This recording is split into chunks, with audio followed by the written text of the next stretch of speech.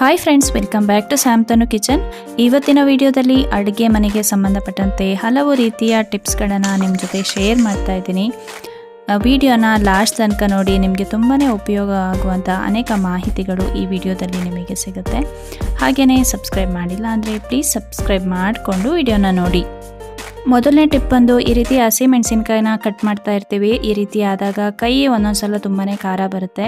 ಹಾಗೆ ಕೆಲವೊಂದ್ಸಲ ಮಸಾಲಗಳನ್ನೆಲ್ಲ ಕೈಯಲ್ಲಿ ಮ್ಯಾರಿನೇಟ್ ಮಾಡಿ ಇಡ್ತಾ ಇರ್ತೀವಿ, ಆಗ ಕೂಡ ಕೈ ತುಂಬಾ ಖಾರ ಆಗುತ್ತೆ. ಇಲ್ಲಾಂದರೆ ಮಸಾಲೆ ಪುಡಿ, ಖಾರ ಪುಡಿ ಕೈಗೆ ತಾಗಿದಾಗ ಆವಾಗ ಕೂಡ ತುಂಬಾ ಖಾರ ಆಗುತ್ತೆ. ಆ ರೀತಿ ಆದಾಗ ಮನೇಲಿ ಹೇಗೂ ಅಡುಗೆ ಮನೇಲಿ ಹಾಲು ಅನ್ನೋದು ಇದ್ದೇ ಇರುತ್ತೆ. ಹಾಲನ್ನು ಸ್ವಲ್ಪ ಕೈಗೆ ಈ ರೀತಿ ಹಾಕಿ 1-2-3 ಮಿನಿಟ್ಸ್ ಹಾಗೆ ಬಿಟ್ಟು ಮತ್ತೆ ಕೈಯನ್ನು ನೀಟಾಗಿ ನೀರಲ್ಲಿ ತೊಳ್ಕೊಳ್ಳಿ. ಈ ರೀತಿ ಮಾಡೋದ್ರಿಂದ ಕೈ ಉರಿ ಬರೋದಿಲ್ಲ. ಅಡುಗೆ ಮನೆಯಲ್ಲಿ ನಾನ್ ಸ್ಟಿಕ್ ತವ ಇಲ್ಲ ನಾನ್ ಸ್ಟಿಕ್ ಪಾತ್ರೆಗಳನ್ನು ಉಪಯೋಗಿಸ್ತಾನೆ ಇರ್ತೀವಿ. ದೋಸೆಗೆ ಉಪಯೋಗಿಸುವಂಥ ನಾನ್ ಸ್ಟಿಕ್ ತವಗಳಾಗಿರ್ಬೋದು, ಬೇಗನೆ ಹಾಳಾಗಿಬಿಡುತ್ತೆ. ಈ ರೀತಿ ಹಾಳಾಗ್ದಲೇ ತುಂಬ ದಿನ ಬಾಳಿಕೆ ಬರಬೇಕು ಅಂದರೆ ಈ ರೀತಿ ಟಿಶ್ಯೂ ಪೇಪರಿಗೆ ಸ್ವಲ್ಪ ಆಯಿಲ್ನ ಹಾಕಿ ನೀಟಾಗಿ ನಾನ್ ಸ್ಟಿಕ್ ಪಾತ್ರೆಗಳಿಗೆ ಅಪ್ಲೈ ಮಾಡಿ. ಅಂದರೆ ನಾವೆಲ್ಲ ಉಪಯೋಗಿಸಿ ತೊಳೆದು ಇಡ್ತೀವಲ್ವ, ಆ ಟೈಮಲ್ಲಿ ಈ ರೀತಿ ಸ್ವಲ್ಪ ಎಣ್ಣೆನ ಹಾಕಿ ನಾವು ಇಡೋದ್ರಿಂದ ಆ ನಾನ್ ಸ್ಟಿಕ್ ಪಾತ್ರೆಗಳು ತುಂಬಾ ಬಾಳಿಕೆ ಬರುತ್ತೆ. ಬರೀ ಮೇಲ್ಗಡೆ ಮಾತ್ರ ಅಲ್ಲ, ಅದರ ಬ್ಯಾಕ್ ಸೈಡ್ ಕೂಡ ನಾವು ನೀಟಾಗಿ ಆಯಿಲ್ನ ಸ್ವಲ್ಪ ಪ್ರಮಾಣದಲ್ಲಿ ಅಪ್ಲೈ ಮಾಡಿ ಇಡಬೇಕು. ಈ ಥರ ಮಾಡೋದ್ರಿಂದ ದೀರ್ಘಕಾಲದವರೆಗೆ ನಮ್ಮ ಪಾತ್ರೆಗಳು ಉಪಯೋಗಕ್ಕೆ ಬರುತ್ತೆ, ಹಾಗೆ ಬೇಗ ಹಾಳಾಗೋದಿಲ್ಲ. ಟ್ರೈ ಮಾಡಿ ನೋಡಿ, ನಿಮಗೆ ಗೊತ್ತಾಗುತ್ತೆ. ಇನ್ ಕೇಸ್ ನಾವು ದೋಸೆ ಆಗಿರ್ಬೋದು, ಚಪಾತಿ ಆಗಿರ್ಬೋದು, ಈ ರೀತಿ ನಾನ್ ಸ್ಟಿಕ್ ತವಗಳಲ್ಲಿ ಮಾಡಿದಾಗ ನೆಕ್ಸ್ಟ್ ಟೈಮ್ ಮಾಡಿದಾಗ ಅದು ಹೇಳೋದೇ ಇಲ್ಲ. ಈ ಥರ ಆಗಬಾರ್ದು ಅಂದರೆ ನಾವು ಯೂಸ್ ಮಾಡಿದ್ಮೇಲೆ ಅದಕ್ಕೆ ಸ್ವಲ್ಪ ಎಣ್ಣೆನ ಈ ರೀತಿ ಹಚ್ಚಿ ಇಡೋದ್ರಿಂದ ತುಂಬ ದಿನ ಅದು ಬಾಳಿಕೆ ಬರುತ್ತೆ, ಹಾಳಾಗೋದಿಲ್ಲ. ಡೈಲಿ ರುಟೀನಲ್ಲಿ ನಾವು ತರಕಾರಿಗಳನ್ನಾಗಿರ್ಬೋದು ಅಥವಾ ಫ್ರೂಟ್ಸ್ಗಳನ್ನಾಗಲಿ ಉಪಯೋಗಿಸ್ತಾನೆ ಇರ್ತೀವಿ. ಈ ರೀತಿ ತಂದಿರೋ ಫ್ರೂಟ್ಸ್ಗಳು, ತರಕಾರಿಗಳು ನಮಗೇನು ಫ್ರೆಶ್ ಆಗಿ ಅಥವಾ ಆರ್ಗ್ಯಾನಿಕ್ ಆಗಿ ಸಿಗೋದಿಲ್ಲ. ಅದರಲ್ಲಿ ಸಾಕಷ್ಟು ಕ್ರಿಮಿನಾಶಕಗಳು ಹಾಗೆ ಕೆಮಿಕಲ್ ಮಿಕ್ಸ್ ಆಗೇ ಇರುತ್ತೆ. ತಂದಿರೋ ತರಕಾರಿಗಳಾಗಿರ್ಬೋದು ಅಥವಾ ಫ್ರೂಟ್ಸ್ಗಳಾಗಿರ್ಬೋದು ಸ್ವಲ್ಪ ನೀರಲ್ಲಿ ಹಾಗೆ ತೊಳೆದು ಯೂಸ್ ಮಾಡೋದಕ್ಕಿಂತ ಅದಕ್ಕೆ ಸ್ವಲ್ಪ ಉಪ್ಪನ್ನು ಹಾಕಿ, ಕಲ್ಲುಪ್ಪು ಹಾಕಿದ್ರೆ ಇನ್ನೂ ಒಳ್ಳೆಯದು, ಹಾಕಿ ಅದಕ್ಕೆ ನೀರನ್ನು ಹಾಕಿ ಒಂದು ಅರ್ಧ ಗಂಟೆ ಹಾಗೆ ಬಿಡೋದ್ರಿಂದ ಅದರಲ್ಲಿರೋ ಕ್ರಿಮಿನಾಶಕ ಆಗಿರ್ಬೋದು ಅಥವಾ ಅದೇನು ಕೆಮಿಕಲ್ ಎಲ್ಲ ಹಾಕಿರ್ತಾರಲ್ವ ಅದೆಲ್ಲ ಸ್ವಲ್ಪ ಮಟ್ಟಿಗಾದರೂ ನಾಶ ಆಗುತ್ತೆ. ಮತ್ತೆ ಅದನ್ನು ನೀಟಾಗಿ ತೊಳೆದು ಅದರಲ್ಲಿರೋ ನೀರನ್ನೆಲ್ಲ ಸೋಸಿ ಇಲ್ಲಾಂದರೆ ಒರೆಸಿ ಇಟ್ಟು ನೆಕ್ಸ್ಟು ನಾವು ಅದನ್ನು ಯೂಸ್ ಮಾಡೋದ್ರಿಂದ ನಮ್ಮ ದೇಹಕ್ಕೆ ತುಂಬಾ ಒಳ್ಳೆಯದು. ದಿನನಿತ್ಯ ನಾವು ತರಕಾರಿಗಳನ್ನು ಕೂಡ ಉಪಯೋಗಿಸ್ತಾನೆ ಇರ್ತೀವಿ. ಅದನ್ನು ಕಟ್ ಮಾಡೋಕ್ಕಿಂತ ಮುಂಚೆ ತೊಳೆದ್ರಾಯ್ತು ಅಂತ ಹಾಗೆ ಇಡೋದ್ರ ಬದಲಾಗಿ ತಂದ ತಕ್ಷಣ ಅದನ್ನು ಸ್ವಲ್ಪ ಈ ರೀತಿ ನೀರಿಗೆ ಉಪ್ಪನ್ನು ಹಾಕಿ ಒಂದು ಅರ್ಧ ಗಂಟೆ ಬಿಟ್ಟು ಎಲ್ಲ ತರಕಾರಿಗಳನ್ನು ಕೂಡ ತೊಳೆದು ಒರೆಸಿ ಇಡೋದ್ರಿಂದ ನಮ್ಮ ಆರೋಗ್ಯನ ನಾವು ಖಂಡಿತವಾಗ್ಲೂ ಕಾಪಾಡ್ಕೋಬೋದು. ಇಲ್ಲ ಅಂದರೆ ಡೈರೆಕ್ಟಾಗಿ ಅದರಲ್ಲಿರೋ ಕೆಮಿಕಲ್ ನಮ್ಮ ದೇಹನ ಸೇರುತ್ತೆ. ಇದರಿಂದ ತುಂಬಾ ಹೆಲ್ತ್ ಇಶ್ಯೂಗಳಾಗೇ ಆಗುತ್ತೆ. ಈ ರೀತಿ ನೀಟಾಗಿ ತೊಳೆದಿಡೋ ಅಭ್ಯಾಸನ ನಾವು ಮಾಡಿಕೊಂಡ್ರೆ ನಮಗೇನೆ ಒಳ್ಳೆಯದು. ಹಾಗೆ ನಾವು ಬಟರನ್ನು ಯಾವಾಗಲೂ ಫ್ರಿಜ್ಜಲ್ಲೇ ಇಟ್ಟಿರ್ತೀವಿ, ಗಟ್ಟಿಯಾಗಿ ಹೋಗ್ಬಿಟ್ಟಿರುತ್ತೆ. ಆ ಟೈಮಲ್ಲಿ ಏನಾದರೂ ಅಡುಗೆ ಮಾಡಬೇಕು ಅಂದಾಗ ಅದನ್ನು ಕಟ್ ಮಾಡಿ ತೆಗೆಯೋದು ತುಂಬಾ ಕಷ್ಟ, ಟೈಮು ಅಲ್ಲಿ ತುಂಬಾ ವೇಸ್ಟ್ ಆಗೋಗುತ್ತೆ. ಅದ್ರ ಬದಲಾಗಿ ಬಟರನ್ನು ನಿಮಗೆ ಯಾವ ಶೇಪಲ್ಲಿ ಬೇಕೋ ಹಾಗೆ ಈ ರೀತಿ ಚಿಕ್ಕ ಚಿಕ್ಕದಾಗಿ ಕಟ್ ಮಾಡಿ ಇಟ್ಕೊಂಡಾಗ ನೀವು ಯಾವಾಗ ಅಡುಗೆ ಮಾಡ್ತೀರಲ್ವ ಆವಾಗ ನಿಮಗೆ ಯಾವ ಸೈಜ್ ಬೇಕೋ ಅದನ್ನು ತಗೊಂಡು ಅಡುಗೆ ಮಾಡ್ಕೋಬೋದು. ಹಾಗೆ ನಿಮ್ಮ ಟೈಮ್ ಕೂಡ ಉಳಿಯುತ್ತೆ. ಈ ರೀತಿ ಕಟ್ ಮಾಡಿ ಒಂದು ಕಂಟೈನರಲ್ಲಿ ಹಾಕಿ ಫ್ರಿಜ್ಜಲ್ಲಿ ಇಡೋದ್ರಿಂದ ತುಂಬ ದಿನ ನಾವು ಅದನ್ನು ಉಪಯೋಗಿಸ್ಕೋಬೋದು. ತಲೆಯಲ್ಲಿ ತುಂಬಾ ಡ್ಯಾಂಡ್ರಫ್ ಆಗಿದೆ ಅಂದರೆ ಈ ಟಿಪ್ಸ್ನ ಫಾಲೋ ಮಾಡಿ. ಶುಂಠಿನ ಈ ರೀತಿ ನೀಟಾಗಿ ತುರ್ಕೋಬೇಕು.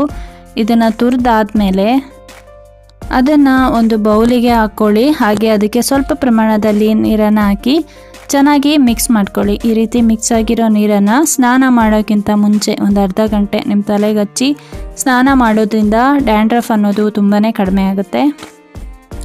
ಬೆಳ್ಳುಳ್ಳಿ ಸಿಪ್ಪೆ ತೆಗೆಯೋದು ತುಂಬಾ ಕಷ್ಟ. ಹಾಗೆ ಈಸಿಯಾಗಿ ನಾವು ಸಿಪ್ಪೆನ ತೆಗಿಬೇಕು ಅಂದರೆ ಈ ಟಿಪ್ಸ್ನ ಫಾಲೋ ಮಾಡಿ. ಕಪ್ಪನ್ನ ಅದರ ಮೇಲೆ ಇಟ್ಟು ಬೆಳ್ಳುಳ್ಳಿ ಎಸಳುಗಳ ಮೇಲೆ ಕಪ್ಪನ್ನು ಇಟ್ಟು ಈ ರೀತಿ ಸ್ವಲ್ಪ ಪ್ರೆಸ್ ಮಾಡಿ, ಆವಾಗ ಅದರ ಸಿಪ್ಪೆ ನೀಟಾಗಿ ಬಿಟ್ಕೊಳ್ಳುತ್ತೆ. ನಾವು ನೀಟಾಗಿ ಸಿಪ್ಪೆನ ತೆಗಿಬೋದು. ನೋಡಿ, ನೋಡ್ತಾ ಇದ್ದೀರಲ್ವಾ ಎಷ್ಟು ಈಸಿಯಾಗಿ ಅದರ ಸಿಪ್ಪೆನ ಬಿಡಿಸ್ಕೋಬೋದು ಅಂತ. ತುಂಬ ಜಾಸ್ತಿ ಬೆಳ್ಳುಳ್ಳಿ ಇದೆ, ಸಿಪ್ಪೆ ತೆಗಿಬೇಕು ಅಂದಾಗ ಎಸಳುಗಳನ್ನೆಲ್ಲ ಬಿಡಿಸಿ ಕುದಿಯೋ ನೀರಿಗೆ ಹಾಕಿ ಒಂದು 10 ನಿಮಿಷ ಹಾಗೆ ಬಿಡಿ. ನೀರು ಸ್ವಲ್ಪ ತಣ್ಣಗಾದ್ಮೇಲೆ ಮತ್ತೆ ನೀವು ಸಿಪ್ಪೆ ಬಿಡಿಸಿ, ಆವಾಗ ಕೂಡ ಈಸಿಯಾಗಿ ತೆಗಿಬೋದು. ಇಲ್ಲ ಅಂದರೆ ಸಿಪ್ಪೆ ತೆಗೆಯೋದು ತುಂಬಾ ಕಷ್ಟ. ಬೆರಳುಗಳೆಲ್ಲ ನೋವು ಬಂದುಬಿಡುತ್ತೆ, ಉಗುರೆಲ್ಲ ನೋವು ಬಂದುಬಿಡುತ್ತೆ. ಅದಕ್ಕಿಂತ ಈ ರೀತಿ ಟಿಪ್ಸ್ನ ಫಾಲೋ ಮಾಡಿ. ಬೆಳ್ಳುಳ್ಳಿನ ತುಂಬ ದಿನ ನಾವು ಸೇಫಾಗಿ ಇಟ್ಕೋಬೇಕು ಅಂದರೆ ಈ ಟಿಪ್ಸ್ನ ಫಾಲೋ ಮಾಡಿ. ಅದರ ನೋಡಿ ಈ ಥರ ಎಸಳುಗಳನ್ನು ನೀಟಾಗಿ ಬಿಡಿಸ್ಕೋಬೇಕು. ಈ ರೀತಿ ಬಿಡಿಸಿ ಆದಮೇಲೆ ಅದನ್ನು ಒಂದು ಡಬ್ಬದಲ್ಲಿ ಹಾಕಿ ಇಡಬೇಕು. ಯಾಕೆ ಈ ಥರ ಬಿಡಿಸೋದು ಅಂದರೆ ಸೆಂಟ್ರಲ್ಲಿ ಒಂದೊಂದು ಹಾಳಾಗಿರುತ್ತೆ, ಅದರಿಂದ ಫುಲ್ಲು ಗೆಡ್ಡೆನೇ ಹಾಳಾಗಿಬಿಡುತ್ತೆ ಬೆಳ್ಳುಳ್ಳಿದು. ಹಾಗಾಗಿ ಈ ರೀತಿ ಬಿಡಿಸಿ ಒಂದು ಗಾಜಿನ ಡಬ್ಬದಲ್ಲಿ ಹಾಕಿ ಇಡೋದ್ರಿಂದ ತುಂಬಾ ದಿನ ಬಾಳಿಕೆ ಬರುತ್ತೆ. ಇವಾಗ ಒಂದು ಕ್ಲೀನಿಂಗ್ ಸೊಲ್ಯೂಷನ್ನ ಮಾಡೋಣ. ಇದಕ್ಕೆ ಒಂದು ಕಪ್ ತಗೊಂಡು ಸ್ವಲ್ಪ ಪ್ರಮಾಣದಲ್ಲಿ ಶಾಂಪೂನ ಹಾಕ್ಕೋಬೇಕು. ಯಾವ ಶಾಂಪೂ ಆದರೂ ಆಗುತ್ತೆ. ಹಾಗೆ ಅದಕ್ಕೆ ಒಂದು ಅರ್ಧ ಟೇಬಲ್ ಸ್ಪೂನಷ್ಟು ಸೋಡಾ ಪೌಡರ್ನ ಆ್ಯಡ್ ಮಾಡ್ತಾ ಇದ್ದೀನಿ. ಈ ರೀತಿ ಸೋಡಾ ಪೌಡರ್ನ ಹಾಕಿ ಸ್ವಲ್ಪ ಪ್ರಮಾಣದಲ್ಲಿ ನೀರನ್ನು ಹಾಕಿ ಅದನ್ನು ನೀಟಾಗಿ ಮಿಕ್ಸ್ ಮಾಡ್ಕೋಬೇಕು. ಇದನ್ನು ಒಂದು ಸೊಲ್ಯೂಷನ್ ಥರ ನಾವು ಬಾತ್ರೂಮ್ ಕ್ಲೀನಿಂಗಿಗೆ ಯೂಸ್ ಮಾಡ್ಕೋಬೋದು. ಇದನ್ನು ಒಂದು 10 ನಿಮಿಷ ಈ ರೀತಿ ಹಾಕಿಬಿಟ್ಟು ಹಾಗೇ ಬಿಡಬೇಕು. ನೆಕ್ಸ್ಟ್ ಇದನ್ನು ನೀಟಾಗಿ ಕ್ಲೀನ್ ಮಾಡೋದ್ರಿಂದ ನಮ್ಮ ಬಾತ್ರೂಮ್ ಅನ್ನೋದು ತುಂಬಾ ನೀಟಾಗಿ ಕ್ಲೀನಾಗಿರುತ್ತೆ. ಅದರಲ್ಲಿ ಏನೇ ಕೊಳೆ ಕಲೆ ಅಂಟಿದ್ರೂ ಕೂಡ ನೀಟಾಗಿ ನಾವು ಇದರಿಂದ ಕ್ಲೀನ್ ಮಾಡ್ಕೋಬೋದು. ದುಬಾರಿ ಸೊಲ್ಯೂಷನ್ಗಳನ್ನು ಹಾಕಿ ಕ್ಲೀನ್ ಮಾಡೋದ್ರ ಬದಲಾಗಿ ನಾವು ಮನೆಯಲ್ಲೇ ಈ ರೀತಿ ಮಾಡಿಕೊಂಡು ಕ್ಲೀನ್ ಮಾಡ್ಕೋಬೋದು.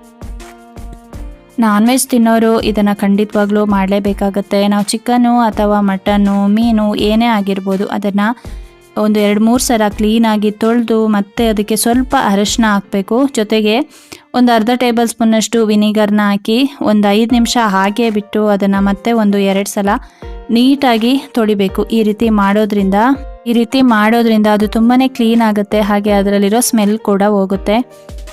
ಬರೀ ನೀರಿಂದ ತೊಳೆಯೋದ್ರ ಬದಲಾಗಿ ಈ ರೀತಿಯಾಗಿ ಮಾಡ್ಕೊಳ್ಳಿ. ಅಡುಗೆ ಮನೆ ಕ್ಲೀನಾಗಿರಬೇಕು ಅಂದರೆ ಸಿಂಕ್ ಕ್ಲೀನಾಗಿರಲೇಬೇಕು.